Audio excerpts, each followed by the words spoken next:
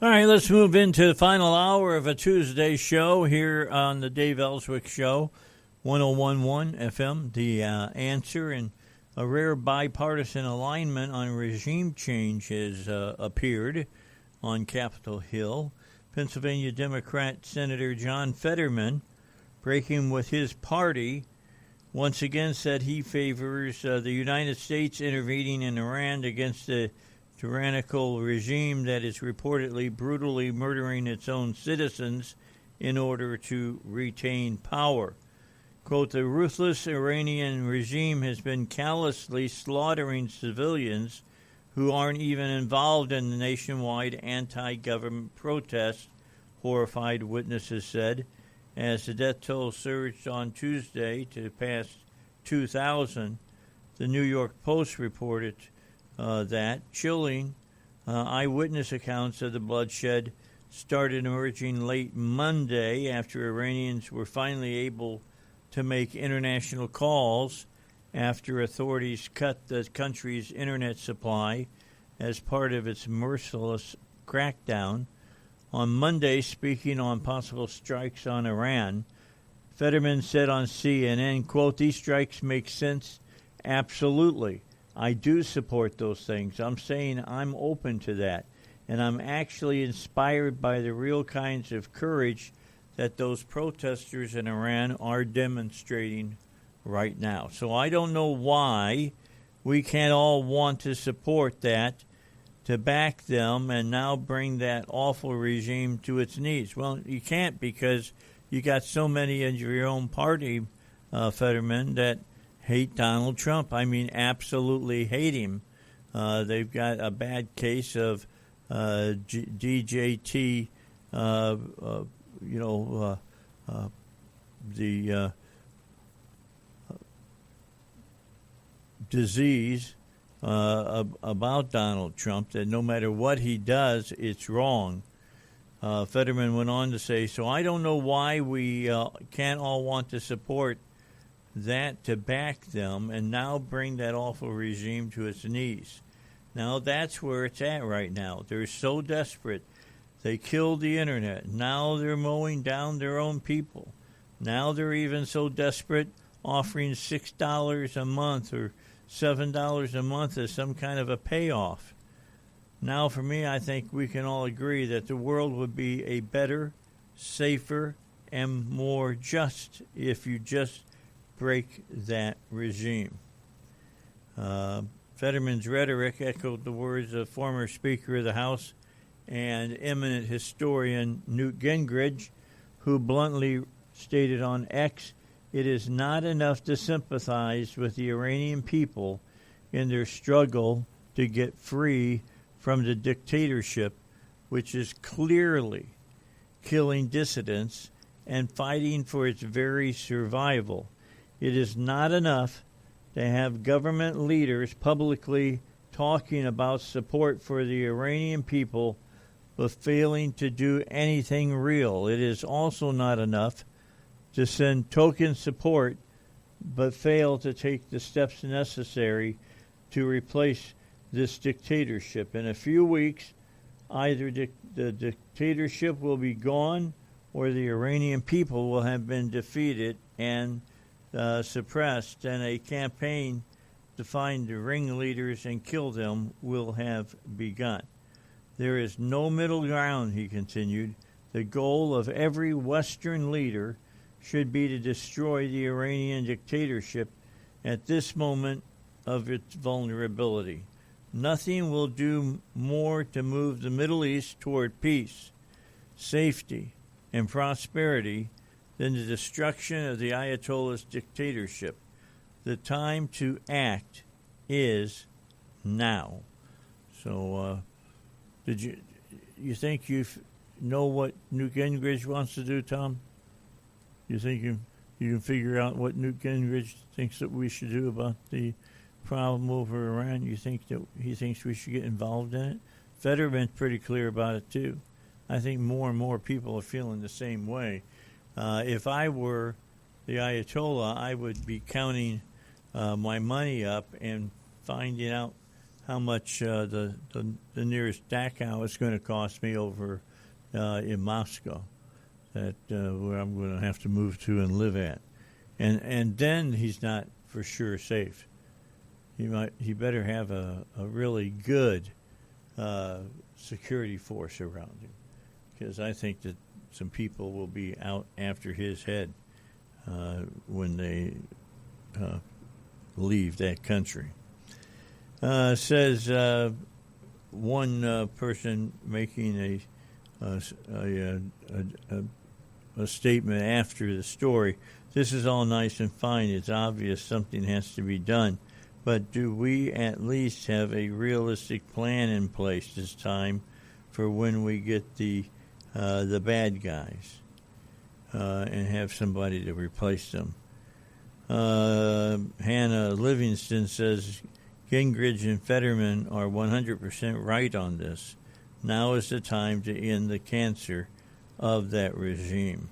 And then finally, Sam Inns says, guys, remember how Obama and Biden had Iranian spies in their administrations?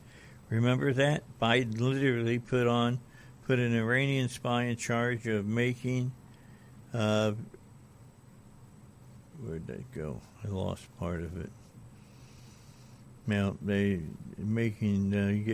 had to get rid of the people because they were agents of the IGRC.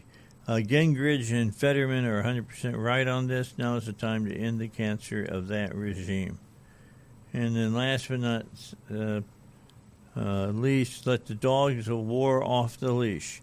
It should have been done back in 1979. Biden, here it is. Biden literally put an Iranian spy in charge of making decisions about Iran. All right, so that's going on about Iran at this time. I've got about three more stories here, so let's take a look at what else we got. Idaho and West Virginia appeals could affect LGBTQ plus rights. Okay, let's see what they're saying about that. Supreme Court hours. Here's landmark cases that could shape future of women's sports. Okay. The Supreme Court will hear the oral arguments today. They're hearing them right now. The cases are Little versus Hecox and West Virginia versus BPJ. The court will examine whether state bans in Idaho and West Virginia violate Title IX and the Constitution's Equal Protection Clause. Lower courts struck down both state laws as unconstitutional, promoting appeals by the two Republican-led states. The justices will hear the arguments today. The Trump administration is supporting Idaho and West Virginia. The cases have drawn significant attention, with dozens of amicus briefs filed by athletes, coaches, lawmakers, and state attorneys general. So how might this affect LGBTQ+? Sex discrimination or gender fairness in scholastic activities. The Supreme Court will decide the divisive social question when it holds oral arguments today in a pair of cases reviewing separate state bans on transgender and non-binary athletes participating in female-only public school sports teams. The justices are hearing appeals from Idaho and West Virginia, and I've told you all of this. What the court does here could affect other legal fights over LGBTQ plus rights, including transgender people having access to bathrooms or sex designation on documents like passports and driver's license. The justices could decide to rule narrowly on the rights of athletic competitors or offer a more sweeping precedent over discrimination claims in the workplace, public spaces, military service, government benefits, housing, health, and health care and education. So keep in mind that, typically I have found as I watched the Supreme Court work they usually keep their cases very narrow and to the point. I don't know if we'll see them make decisions on discrimination claims in the workplace, public places, military services, government benefits,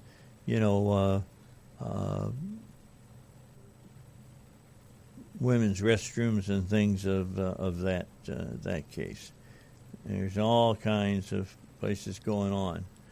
All right, Justice Jackson grills Hearst over Idaho law banning athletes on the basis of transgender status. Now, Jackson is the justice that didn't know what a female was. Remember her when she was up and she said, "I'm not a biologist"? So this is what she was saying. And Idaho Solicitor General Alan Hearst engaged in a back and forth with Justice Brown Jackson during Tuesday's oral arguments in the landmark case of Little versus Hecox over the classification of the state's law. Jackson took aim at the clarification of the state law regarding the classification on the basis of transgender status when seeking to ban biological males from girls' and women's sports, while Hearst argued that the law does not seek to exclude transgender people from sports. I guess I'm struggling to understand how you can say that the law doesn't classify on the basis of transgender status. The law expressly aims to ensure that transgender women can't play on women's sports teams. So why is that not a classification on the basis of transgender status? It turns on sex, Hearst said. The legislature did not want to exclude transgender people from sports. It wanted to keep women's sports women only and exclude males from women's sports. Idaho is among about 30 states with laws preventing biological males who identify as female from competing on girls' sports teams sponsored by public sports and colleges. The Idaho Solicitor General argued that Idaho's case for keeping transgender athletes out of girls' and women's sports isn't moot. Justice Sotomayor mentioned the Atchison Hotels case from 2023, and we've been directed the case may be considered moot. There's no reason to question the sincerity of that belief, given that dropping out of sports puts you at a disadvantage where you lose your competitive edge, and she's going to graduate soon. This case isn't moot. In other words, they're saying if the young athlete from the high school is going to graduate this year, then they don't really have to make any decision because she's going to be out of school by the time they make a decision. So it's moot. It's sort of Hr4's way of trying to kick the can down the street without doing anything. So that's some of the stuff that's being talked about. Sounds like to me, Sotomayor doesn't want to have to make a decision so that she is on the record for what she decides to do. All right, we got to get a break in. Let's do that. And, conservatives, I'm talking to you, we fight for smaller government, and why not when it comes to health care? It would seem that we'd be fighting for that, too. It's time to change the system, and you may be saying, well, Dave, that's well and good you're saying that, but how are you going to do it? How can we do that? Well, how about conservative health plans that reward you and not insurance companies or the government for your smart health care choices? YourHealthPlanMan.com has plans for you all year round. So, you don't have to wait to a specific time during the year. You can do it right now if you want to do it and get it over with. Pat Davis and his family team have over 30 years combined experience, and many save 30 to 50% on premiums. Incredible savings for families. Many move from their work plans, often get paid to go to the doctor, and even more for urgent care. The team has saved clients thousands of dollars in premiums. Low or no deductible. Small group plans are available. What you want to do is text the word NOW to 501-650-6520. That's the word NOW to 501-650-6520. And they're going to send you information on how you can save big dollars on your health care, so you can take control of your health care. See what things really cost with transparent pricing, affordability, and how plan subsidies, screw that all up so that you can't tell how much more money it's costing you or if it's saving you something. So get the best health insurance for the least amount of money. If you need health insurance, if you want to be in control of your own health care choices and help change the system, then don't wait. Test the word NOW to 501-650-6520 to get a health care plan that does exactly that. Get you health care that's affordable and meets your requirements.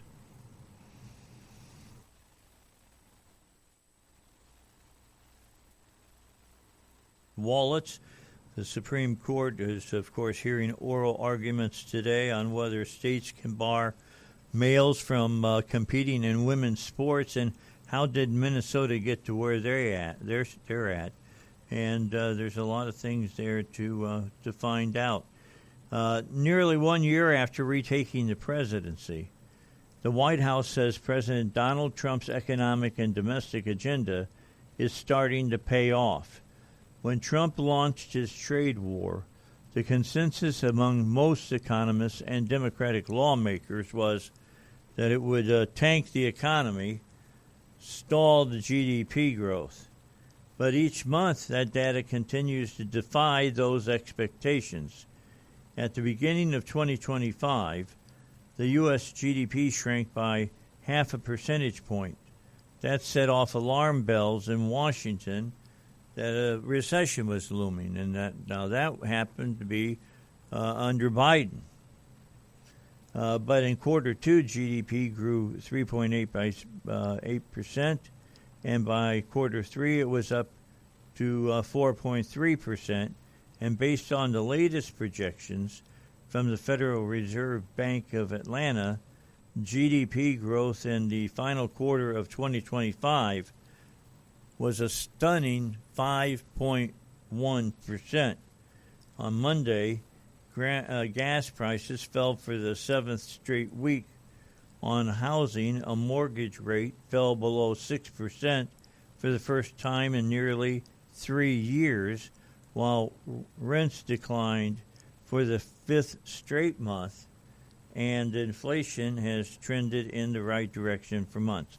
All right, so you look at that, and remember in the first hour, I talked about Elizabeth Warren and what she was saying. She said, ever since Trump taken over, prices have gone up. Been no sign that good things are going on. Well, there you have it right there. Let me run over that for you again.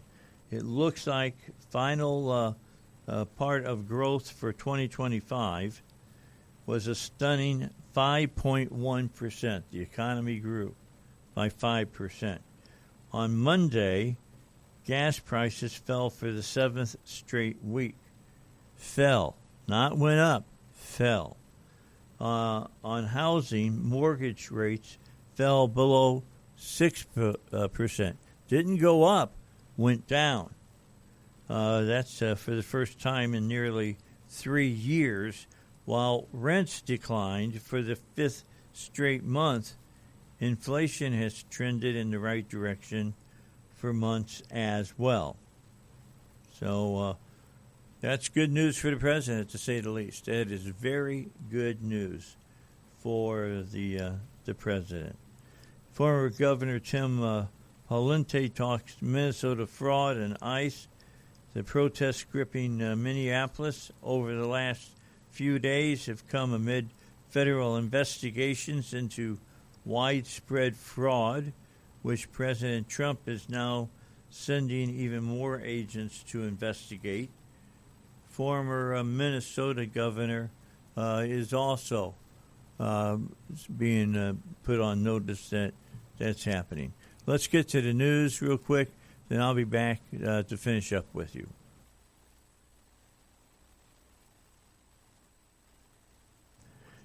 Well, it's just been announced that Bongino is coming back on the air.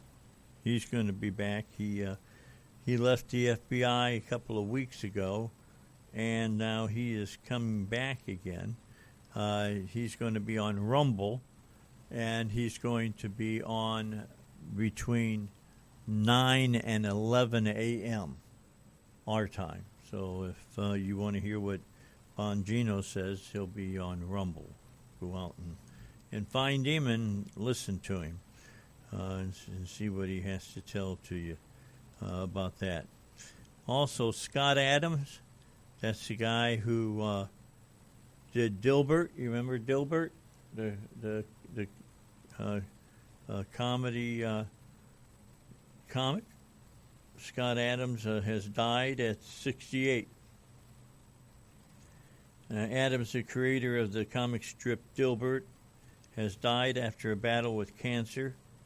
Adams' ex-wife, Shelley Mills, shared the news of his death during a live stream of his show, Real Coffee with Scott Adams, today.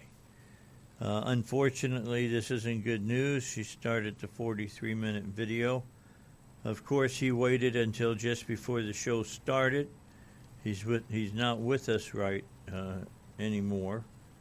And TMZ, which was among the first to report Adams' death, spoke with Miles on Monday. She told the outlet that Adams was receiving end-of-life care as his health rapidly declined. Adams appeared in a stream publicized on Monday, saying at the start that he would probably be kind of quiet today because I'm pretty close to my end date.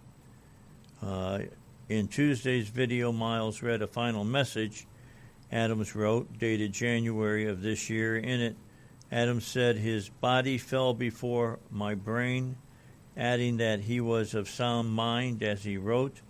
In the message Miles read on Tuesday, Adams described himself as not a believer before writing that he accepts Jesus Christ as my Lord and Savior because the risk-reward calculation for doing so looks so attractive to me. Last spring, Adams revealed that he had been diagnosed with prostate cancer that had metastasized to his bones, telling viewers during a stream on his Rumble account that he had the same cancer that Joe Biden has. At the time, Adams said he expected to be checking out from this domain sometime this summer. Every day is a nightmare, and evening is even worse, he explained. At the time, Adams also indicated that he planned to take advantage of aid in dying drugs, legal in his state of residence, California. It wasn't immediately clear if he had followed through on those plans. In November, Adams pleaded with President Trump to intervene in his cancer treatment. The cartoonist had written on X that Trump offered to help me if I needed it. I need it. The Hill reported Adams explained that while he had been granted access to a new FDA-approved drug for his treatment, his health care provider, Kaiser of Northern California, had not scheduled the brief appointment he needed. A short time later, Kaiser said it was working with Adams to continue his cancer care. On January 4th, Adams posted to X that he appreciated the outpouring of suggestions and questions, but what happens next is between me and Jesus. I won't be responding to your well-intentioned messages on this topic. There are a lot. The post reads, I hope you understand, and thank you. Days later, on January 8th, Adams said in another episode of Real Coffee with Scott Adams that he had reached a point of exhaustion that is caused primarily by the disease and was declining week to week. You're watching the fast decline of my situation, he said. Adams proceeded to reveal that he had entered hospice care about a week earlier. As of today, based on how I feel, I don't know if there will be a show tomorrow or ever again, he said during the January 8th episode. If I feel better, there will be. If I feel the way I felt today, this might be our last show. Adams had made headlines in recent years for his political views and controversial statements, including his support and defense of Trump. His comic strip Dilbert was also dropped by hundreds of newspapers in 2023 after he said in a YouTube post that he didn't feel it makes any sense as a white citizen of America to try to help black citizens anymore, and called black Americans a hate group. His comments came in response to a Rasmussen poll that said 26% of black respondents felt it wasn't okay to be white, but Adams later claimed his statements were taken out of context and that he was intentionally trying to be controversial. So we've lost a great cartoonist and a great humorist in the creator of Dilbert, Scott Adams, dead now at 68 years old. So I thought you should know that, is when I saw that come across today, that you should know what had happened. The Epstein file investigation, the Clintons have refused to testify in it. That's the newest story on that. Former President Clinton and former Secretary of State Clinton said that they will refuse to comply with a congressional subpoena for them to testify in an investigation into Jeffrey Epstein. The Clintons are slamming a Republican-controlled committee's attempts as legally invalid as GOP lawmakers prepare contempt of Congress proceedings against them. In a letter released on social media Tuesday, the Clintons tell the chair of the House Oversight Committee, Republican Representative James Comer, he's on the cusp of a process literally designed to result in our imprisonment. Comer says he'll begin contempt of Congress proceedings next week. It potentially starts a complicated and politically messy process that Congress has rarely reached for. No one's accusing the Clintons of any wrongdoing. We just have questions. He said he told that to reporters after Bill Clinton did not show up for a scheduled deposition at House offices Tuesday. He added anyone would admit they spent a lot of time together. Clinton has never been accused of wrongdoing in connection with Epstein, but had a well-documented friendship with him, a wealthy financier throughout the 1990s and early 2000s. Republicans have zeroed in on that relationship as they try to wrestle control over demands for a full accounting of White Epstein's wrongdoing. Multiple former presidents have voluntarily testified before Congress, but none has been compelled to ever do so. Comer also indicated that the committee would not attempt to compel testimony from Trump, a fellow Republican, saying that it could not force a sitting president to testify. So there we have that story out there for you as well. let's go ahead and get our final break, and then we will get back here and continue on the Dave Elswick Show.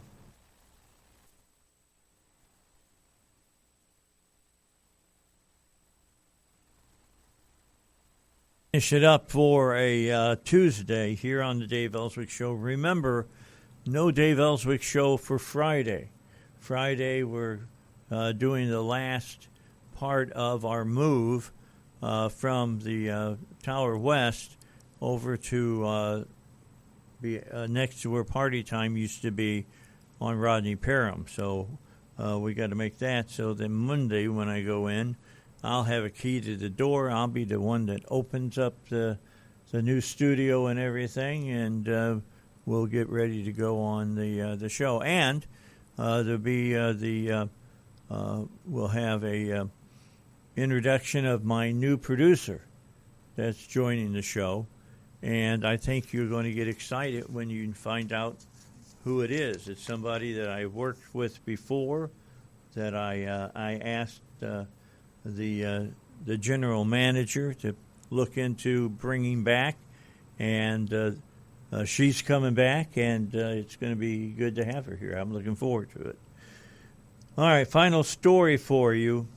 I've been watching Hitler and the Nazis on the Netflix channel, looking at World War II, looking deeper and deeper into the Nazis and what they were doing and the final solution.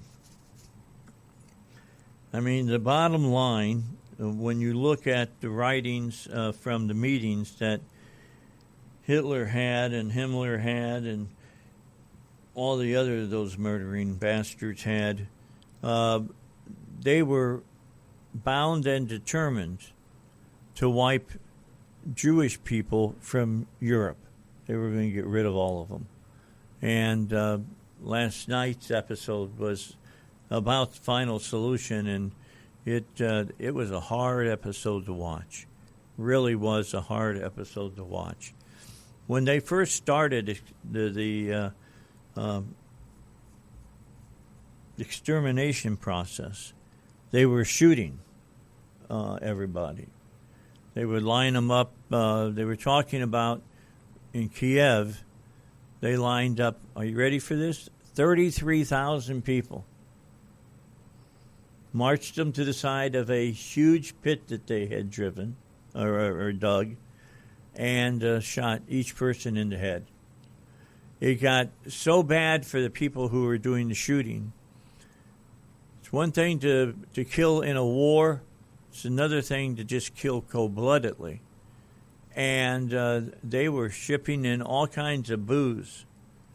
So these people that were doing the shooting could stay drunk and basically live with themselves. The Nazis killed 1.5 million people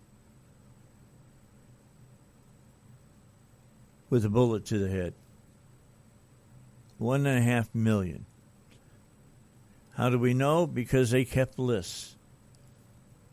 They wrote every name down. They, if they had pulled the gold filling out of your tooth after you were, shot, that was kept. They kept track of that as well. There were piles of gold fillings in the concentration camps and things. They killed a total of 6 million.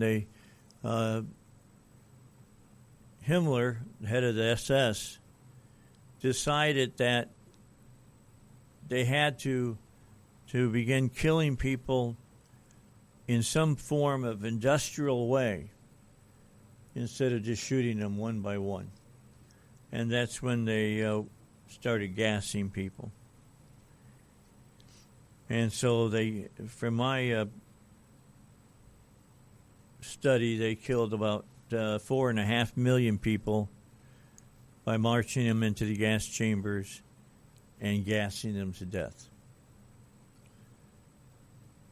So if you haven't watched this show, I suggest that you do. In fact, if you're a person who's called Trump Hitler or anybody Hitler, you need to watch it to understand. No, not even close. Nobody's even close to the way Hitler and the Nazis were. Which leads me to my final story here today. A suspect accused of setting fire to a Mississippi synagogue, once bombed by the Ku Klux Klan, admitted he targeted the building because it is a Jewish house of worship and was turned into police after a laughing confession to his father.